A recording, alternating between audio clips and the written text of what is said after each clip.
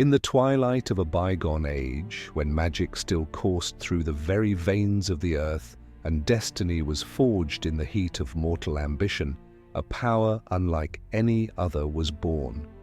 The rings of power emerged as both a blessing and a curse, their beauty matched only by the peril they carried. Their creation would intertwine the fates of kings and commoners, of elves and dwarves, and even the fragile hearts of men, leaving a legacy that would echo throughout Middle-earth. Long ago, during the illustrious Second Age, a mysterious figure known as Anatar arrived among the master craftsmen of Middle-earth. Clad in fair guise and exuding an otherworldly charm, he presented himself as a divine emissary, a messenger of wisdom from realms beyond mortal ken. Under his guidance, the elven smiths and a brotherhood of renowned jewelers, whose hammers rang in harmony with the song of creation, embarked on an unprecedented endeavor, the forging of the rings. Amidst the relentless clanging of anvils and the flickering light of sacred forges, the very essence of power was distilled into exquisite bands of metal, each imbued with enchantments that would alter the course of history. At first, there were the lesser rings, modest experiments that hinted at the potential of ringcraft. These early creations, though seemingly insignificant in their delicate form, were no trivial trinkets. Whispers from ancient tales spoke of their ability to slow the passage of time and even grant invisibility, shrouding their bearers from the eyes of both friend and foe. Yet these rings were merely the testing ground, the first brushstrokes in what would become a masterpiece of magical ingenuity. Each lesser ring carried its own subtle charm, a glimpse of the grander powers yet to be fully realized. As the art of ring forging matured, so too did the ambitions of those who wielded it. Anatar, whose true purpose was as enigmatic as the rings themselves, began to reveal the secrets that would bind the destiny of all who came into contact with these mystical creations. In a carefully orchestrated plan, the rings of power were distributed among the races of Middle-earth. To the wise and ethereal elves, 3 rings were entrusted, each a paragon of purity and hidden strength. To the stalwart dwarves, 7 rings were given, their glittering allure promising untold wealth and prosperity. And to mortal men, whose hearts burned with a desire for glory and dominion, 9 rings were bestowed, each a shimmering beacon of ambition that would, in time, lead to ruin. It was said in hushed tones and ancient songs, 3 rings for the elven kings, 7 for the dwarf lords, 9 for mortal men, and 1 ring forged in the dark fires of Mordor to rule them all. This final creation, the One Ring, was the linchpin of a grand design, a tool of domination crafted by Anatar's true self, Sauron, whose heart was consumed by a desire for absolute control.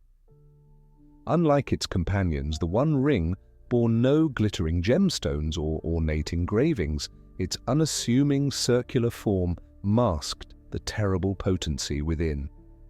Inscribed upon it were marks that only the most learned might decipher, a constant reminder that its power was inexorably tied to the will of its master. The gifts imparted by these rings were as varied as the races who bore them. For mortal men, the allure was irresistible, a promise of extended life, unmatched prowess in battle, and the seductive whisper of eternal power. Yet this very boon was a double-edged sword. As the men reveled in their newfound might, the rings began to weave a subtle curse, stretching their lives unnaturally until the boundaries between flesh and spirit blurred. One by one, these once proud warriors faded into shadow, their identities consumed by an insidious metamorphosis. Bound to the One Ring's dark will, they became the Ring Wraiths, spectral beings doomed to wander the lands as mere echoes of their former selves, enslaved by a power they could no longer control. The dwarves, too, were not spared the ring's double nature. While their inherent resilience protected them from the corrupting fate that befell mortal men, the dwarven rings awakened an all-consuming hunger for gold and treasure. What began as a promise of prosperity soon evolved into an obsession as the luster of precious gems and the clink of coins seduced their hearts. This relentless desire for wealth eclipsed all else, leading to the downfall of once mighty dwarven kingdoms. Their halls, once vibrant with the sounds of industry and community, grew silent and barren as the cursed treasure hoarded within their depths summoned calamities and strife from the far reaches of Middle-earth. Amid these fates, the 3 elven rings shone like beacons of hope in an increasingly dark world.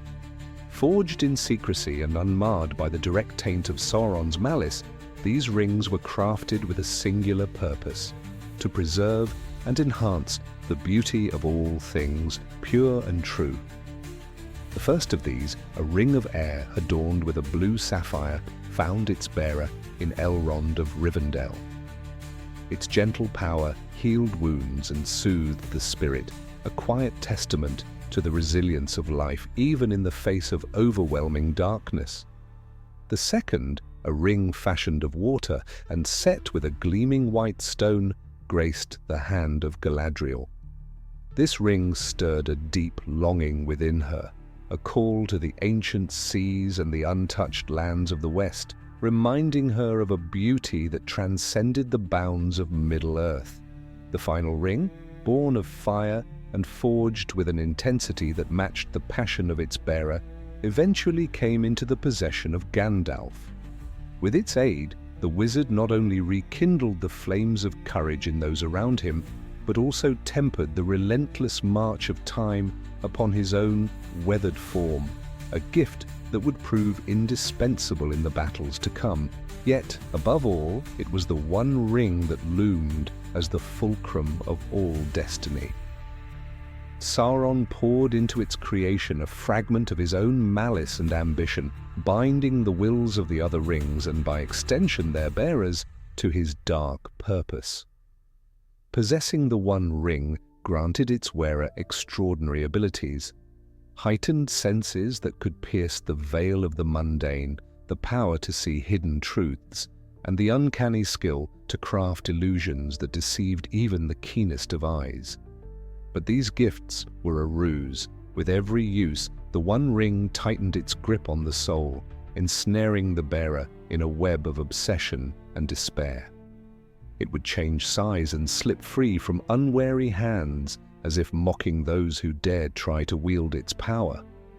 It whispered temptations and unspoken promises, its voice echoing in the silence of the mind and urging its owner ever closer to a fate of subjugation and ruin.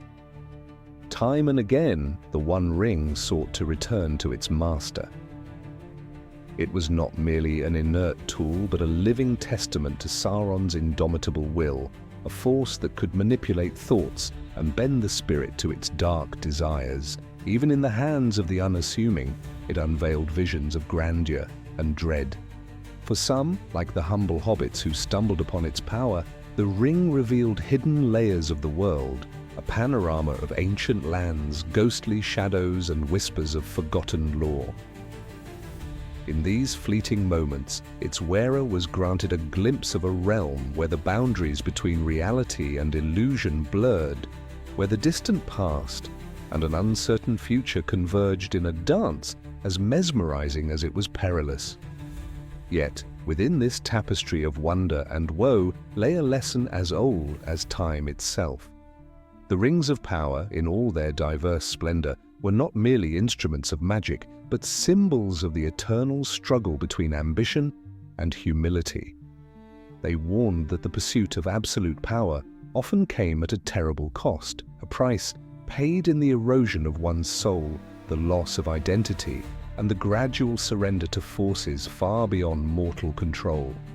In the hands of those consumed by pride and lust for dominion, the rings became chains that bound them to a destiny of isolation and decay.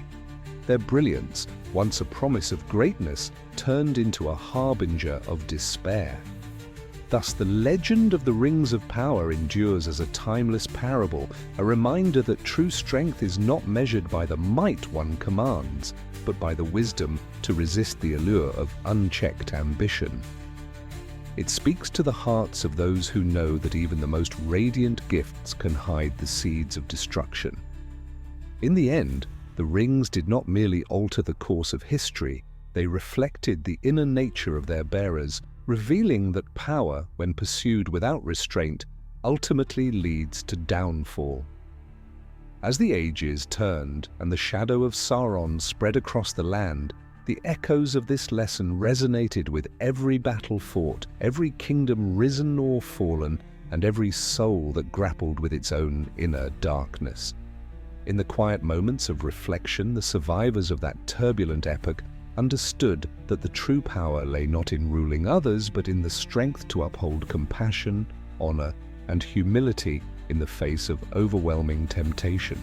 In the grand tapestry of Middle-earth, where legends are etched into the very stones and whispered on the wind, the Rings of Power remain a potent reminder that even the most seductive promises of eternal life and unyielding strength come entwined with the risk of losing oneself.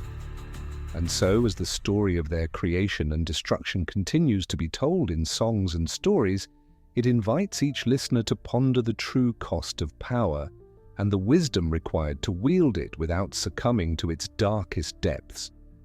The tale of the Rings of Power is not simply one of magic and myth, but a mirror reflecting the eternal human struggle. It is a story of how the brightest hopes can be dimmed by the lure of absolute control, and of how even the noblest hearts must guard against the subtle seduction of power. In every age, the lesson remains clear that to master oneself is the truest form of mastery, and that the courage to forego unbridled ambition is the only path to lasting peace. And so, as the fires of ancient forges cool and the voices of long-departed heroes fade into legend, the legacy of the rings endures. Their light and shadow continue to dance across the pages of history, inviting each new generation to reflect on the delicate balance between aspiration and humility, a balance that, if maintained, can lead not to tyranny and despair, but to a future bright with hope and the promise of redemption.